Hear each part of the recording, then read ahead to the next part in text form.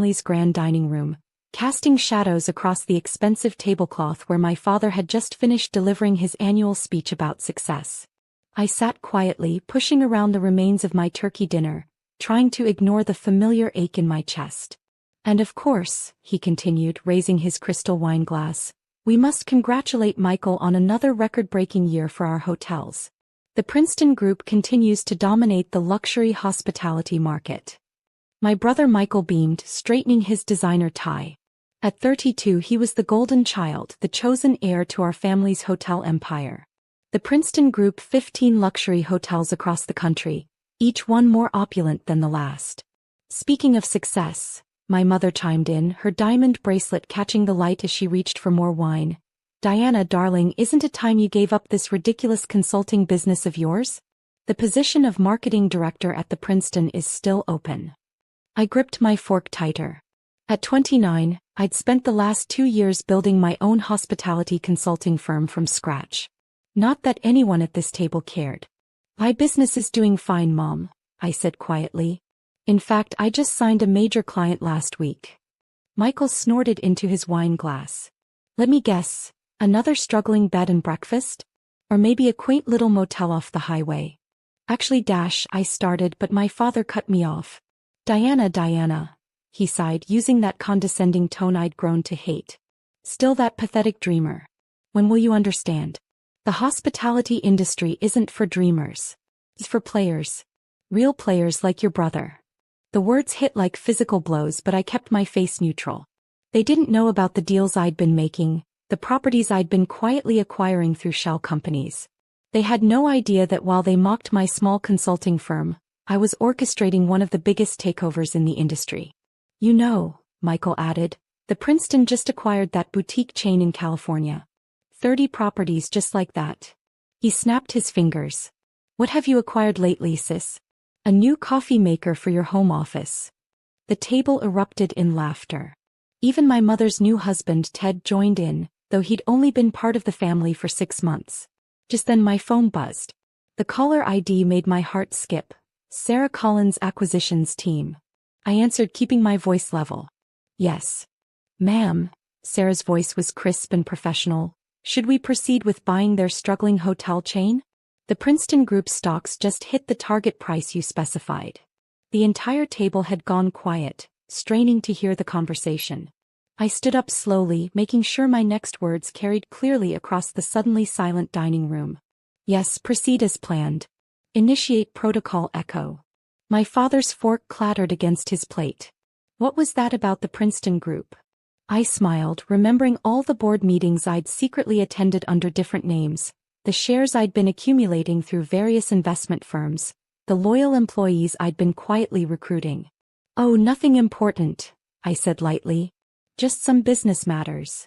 Diana, my father's voice had lost its mocking tone, replaced by something closer to concern. What exactly does your consulting firm do? Before I could answer, Michael's phone rang. Then my father's. Then 3 more phones around the table. The Princeton Group's emergency alert system was working perfectly, just as I'd designed it to. Michael's face went pale as he read the message. Dad, he whispered, the shares. Someone's buying everything. The price is skyrocketing. Impossible, my father snapped, but his hands shook as he pulled up the stock ticker on his phone. Who would dare? Who could possibly? My phone buzzed again. I answered on speaker this time. Yes, Sarah. Phase 1 complete, Miss Princeton. We now own 51% of the Princeton Group's shares. Should I proceed with calling the emergency board meeting? The crystal wine glass slipped from my mother's hand, shattering against the expensive hardwood floor. The sound echoed through the dining room like the beginning of an avalanche. I looked around the table at my family's shocked faces, savoring the moment I'd worked towards for 2 years. Yes, Sarah. Call the meeting. For tomorrow morning, 9 a.m. sharp. I paused, letting my next words sink in. Let's show them what this pathetic dreamer can do.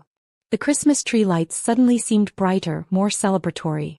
This holiday was about to become very interesting indeed. The chaos that erupted in our dining room was almost theatrical. Michael knocked over his chair as he jumped up, frantically dialing his business partners. My father's face had turned an alarming shade of red as he barked orders into his phone. My mother alternated between shooting me betrayed looks and trying to calm everyone down. Stop.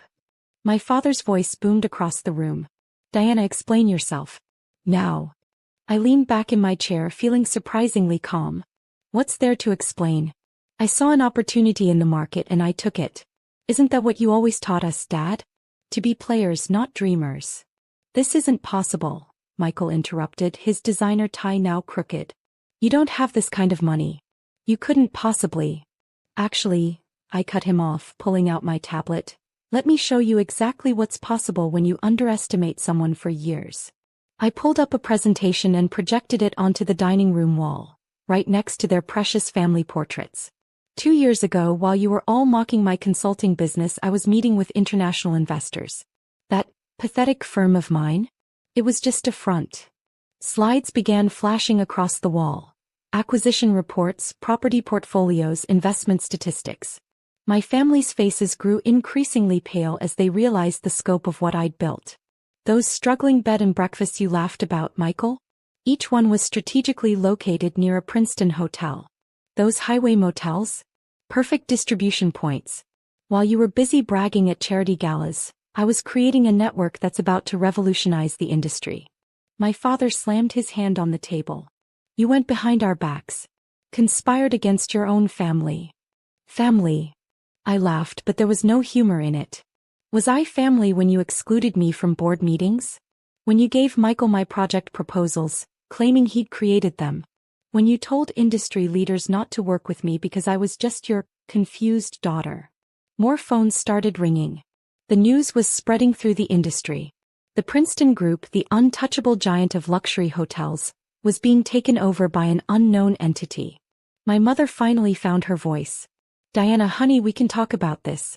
Whatever issues you have. Issues. I stood up, my chair scraping against the floor. Let's talk about issues. Like how Dad blocked my promotion 5 years ago because it would have put me above Michael. Or how you both sabotaged my relationship with James because he was just a hotel manager. James. Michael's head snapped up. James Morrison? Yes, James Morrison. The same James who now runs my European operations. I smiled as Michael's face crumpled. He sends his regards, by the way. Says the view from his CEO office in London is spectacular. My phone buzzed again. Miss Princeton, Sarah's voice filled the room. The board members are all confirmed for tomorrow's meeting. Also, Mr. Morrison is on the line from London. Put him through. Diana. James's familiar voice echoed across the dining room. Phase 2 is ready. All international properties are aligned. Should we proceed with the restructuring announcements? I watched my father's face as he finally realized the full extent of what was happening. His precious empire wasn't just being bought, it was being completely transformed. James, release the statements. And please join us for tomorrow's board meeting. I think it's time for a proper reunion. After ending the call, I turned back to my family. They sat in stunned silence, Christmas dinner forgotten, their world crumbling around their perfectly arranged table setting. Tomorrow morning, I said, gathering my things, the hospitality industry is going to wake up to some interesting news.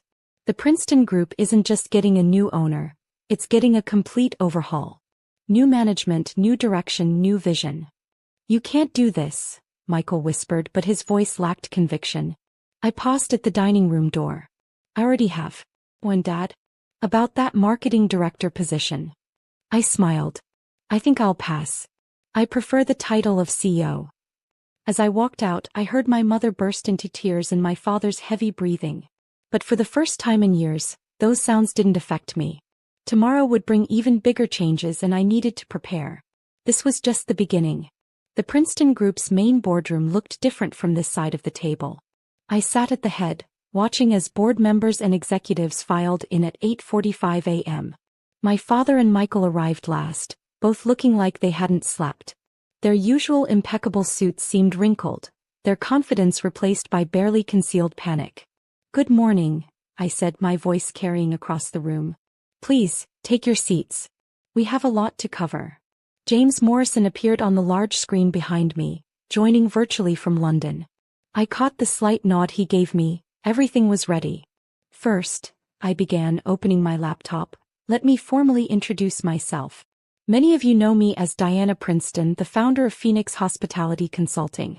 However, I'm also the CEO of Global Hospitality Ventures, which now owns controlling interest in the Princeton Group. Murmurs rippled through the room. My father's hands clenched into fists on the polished table. Over the past 2 years, I continued, my team has been analyzing every aspect of this company. What we found was disappointing. I clicked through slides showing declining satisfaction rates, outdated systems, and dropping revenue in key markets. The Princeton Group has been coasting on its reputation while the industry evolved around it. You've ignored emerging markets, dismissed innovative technologies, and maintained an outdated hierarchy that rewards loyalty over competence. Michael started to speak, but I held up my hand. I'm not finished. James, please share the European numbers. James's presentation revealed how our international properties had already begun implementing new systems, resulting in a 40% increase in efficiency and guest satisfaction. This, I gestured to the screen, is the future of hospitality. Not gold-plated faucets and overpriced minibars, but seamless experiences, sustainable practices, and actual innovation. Now see here, my father finally exploded, standing up. You can't just walk in and... Actually, I cut him off. And I'm not just walking in. I'm cleaning house. I pressed a button on my laptop, and new documents appeared on everyone's tablets. Effective immediately, there will be significant changes to the executive structure. The room erupted in chaos as people scrolled through the documents. My father fell back into his chair, his face ashen. Michael Princeton, I continued over the noise, you are hereby removed as CEO. Your position will be filled by Sarah Collins, who has demonstrated exceptional leadership in our global operations. Michael's mouth opened and closed like a fish out of water. Richard Princeton, I turned to my father, you are removed as CEO. You will be offered a position on the advisory board, non-executive, of course. Whether you accept is up to you. The silence that followed was deafening. You're destroying everything I built, my father whispered. No, I corrected him. I'm saving it. Your way of doing business is obsolete. The world has changed, but you refuse to see it. I stood up, commanding the room's attention. To everyone else, your positions will be evaluated based on merit, not tenure or family connections. Those who embrace our new direction will find plenty of opportunities. Those who don't. I shrugged. Well, the choice is yours. As if on cue, my phone buzzed. Miss Princeton, Sarah's voice came through. The press releases are ready. Wall Street is waiting for the announcements. Release them, I ordered. Immediately, phones around the room started buzzing as the news broke. The Princeton Group's stock price began to climb as investors reacted to our modernization plans. One more thing, I added, turning back to my father and brother. Those Christmas dinners you love so much? They'll be held at the community centers our hotels will now support. Consider it a lesson in humility. 3 months later, I stood in the penthouse suite of our flagship hotel, looking out over the city. The Princeton Group's transformation had exceeded even my expectations. Our sustainable practices had earned international recognition, our employee satisfaction rates had skyrocketed, and our market value had doubled. My phone buzzed with a text from James. London properties breaking records again. Your father finally signed the advisory board agreement. I smiled, remembering that Christmas dinner that changed everything. My father and Michael had finally learned their lesson, though it took some time. They'd shown up at the first community center